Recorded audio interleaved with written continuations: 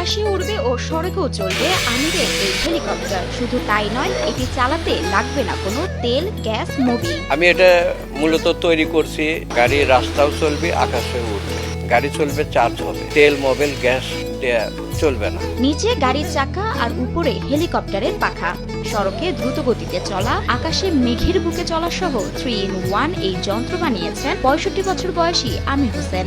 এটা 3-in-1, সেটা হলো আমি এটা উড়ন্ত যানও তৈরি করছি, গাড়ি চলবে, রাস্তায় জাম হলে আকাশে উঠে যাবে, সামনে পিছনে 6 ফিট ফাঁকা থাকলে এই গাড়িটা উপরে উঠে যাবে। শত্রুপক্ষের ছোড়া যে কোনো মরণঘাতী অস্ত্র 100 মিটারের মধ্যে আসা মাত্রই নিষ্ক্রিয় করে দিতে সক্ষম এই আকাশযানটি বলে দাবি করেন আমির হোসেন। যানটা যখন আকাশমণ্ডলে চলবে সেই সময় যদি শত্রুপক্ষের কেউ আঘাত করে, সেই গোলার আঘাতই হোক আর গুলির আঘাত হোক, এটা আপনার 100 মিটারের মধ্যে আপনার চুম্বক ম্যাগনেটিং হয়ে যাবে এবং সেটা আপনার নষ্ট করার কোনো সুযোগ থাকবে না এই যানকে।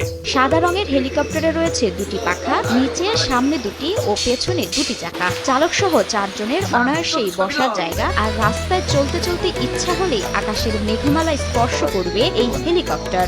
আমার আশা যে এটা 100 উড়ন্ত যান করা যাবে, কোনো সমস্যা নাই। কার্বন ফাইবার, বেরিলিয়াম ধাতু, গ্রাফাইট এর সংমিশ্রণে তৈরি এই যান। সাথে আছে ম্যাগনেটিক সিস্টেম। এটা আপনার কার্বন ফাইবার, বেরিলিয়াম ধাতু এবং কিছু গ্রাফাইটের সংমিশ্রণে এই বডিটা তৈরি করা, যাতে আপনার কোনো ইয়েতে আক্রান্ত হলে যাতে নষ্ট না হয়। মোনালিসা হেভি ফ্লো 15 পিস প্যাকেটের সাথে 8 পিসের একটি প্যাকেট একদম ফ্রি।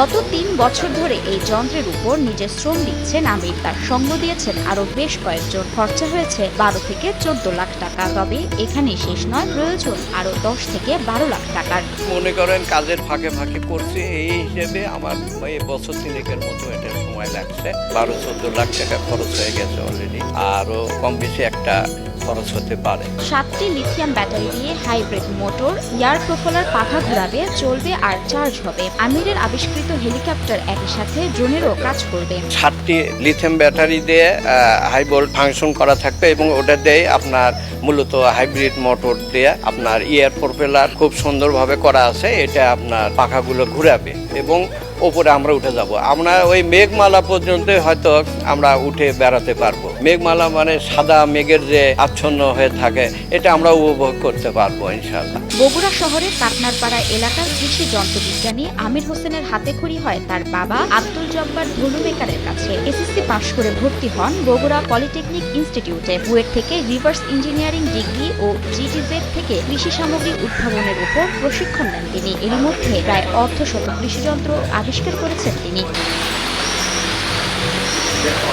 দেশি বিদেশি উদ্যোক্তারা তার সাথে যৌথভাবে বিনিয়োগ করে কাজ করলে তিনি এই যানের পাশাপাশি কৃষিযন্ত্র, অন্যান্য গাড়িও তৈরি করতে পারবেন বলে জানান। বিনিয়োগ যারা করতে আগ্রহী বিদেশি, আমি তো মনে করি আমি তো কৃষকে 46টা আইটেমের কৃষি যন্ত্রপাতি তৈরি করি। এই দিকেও একটা করা যাবে, গাড়ি উন্নত মানের গাড়ি তৈরি করা যাবে, পরিবেশ বান্ধব গাড়ি চলবে, চার্জ হবে। এটা আপনার এই যে ইলেকট্রিক অপচয় হচ্ছে, চার্জের গাড়িগুলো, এগুলো রাস্তায় চলিছে, এতে ইলেকট্রিক ফাংশন, ইলেকট্রিক খরচটা বেশি হচ্ছে, এটা লাগবে না।